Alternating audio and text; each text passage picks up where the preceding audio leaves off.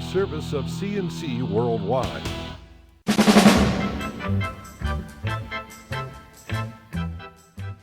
CNC Podcasts are a service of CNC Worldwide, and they're brought to you by the Greece Chamber of Commerce, providing more than 800 member companies with business solutions since 1984. The Rochester man found guilty a month ago of beating his infant son to death will serve 25 years to life in prison. Maurice Christopher Fison was sentenced in Monroe County Court. The 24-year-old was convicted by a Monroe County Court jury of second-degree murder in the death of 9-month-old Tristan Fison last September. Fison had been watching his son while the boy's mother was at work, and she got home to find the boy not breathing. He was pronounced dead at Strong Memorial Hospital. The cause turned out to be massive brain trauma. 5 of the 25 charges against one defendant in the Monroe County LDC case have been dropped, Judge Robert Noonan ruling they were filed too late to meet the statute of limitations. The judge issued a 12-page ruling dismissing some of the bid-rigging charges against businessman Dan Lynch. The remaining charges against Lynch and his 3 co-defendants stand. And the judge has not yet ruled on whether the State Attorney General's office may submit evidence against former defendant Robert Wiesner to a new grand jury. Charges against the former Water Authority security director were dropped after the AG's office admitted Wiesner was denied a chance he asked for to testify before the grand jury that indicted him. Wiesner's lawyer wants the charges permanently dropped. He says they are politically motivated because his client is married to Monroe County Executive Maggie Brooks. Lynch and his co-defendants are accused of steering contracts in a major upgrade of Monroe County's communications system to favored companies, then trying to conceal it. A contractor hired to work on a supposedly empty house in Charlotte was assaulted by intruders Thursday morning, one of them firing a gun. Rochester police, answering his 911 call, closed Lake Avenue for several hours after the shots were fired across from Charlotte High School.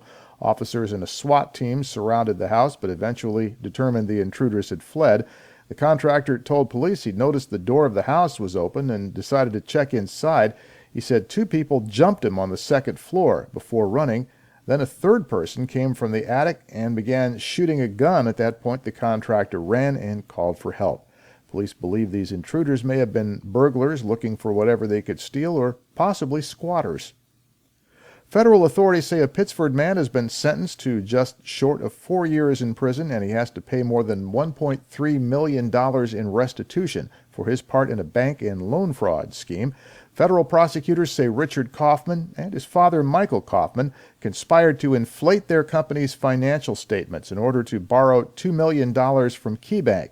They used this money to fund their personal lifestyles, including country club memberships, new homes, and paying themselves generous salaries.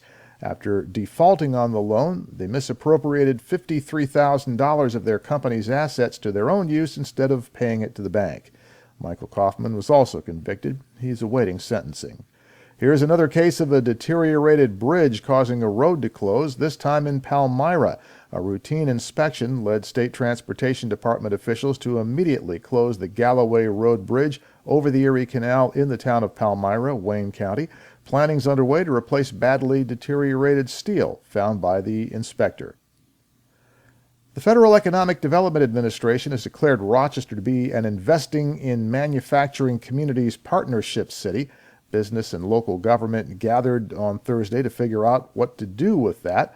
IMCP is an Obama administration push to redevelop American manufacturing.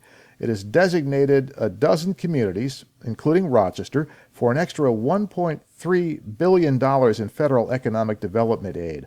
All of it has to be coordinated through a locally developed plan to increase local manufacturing jobs. Developing that plan brought more than 70 area business and local government officials from around the Finger Lakes to the Eastman Business Park in Rochester on Thursday. City Economic and Neighborhood Development Director Del Smith says Rochester has a competitive advantage in the photonics, optics, and precision manufacturing sectors.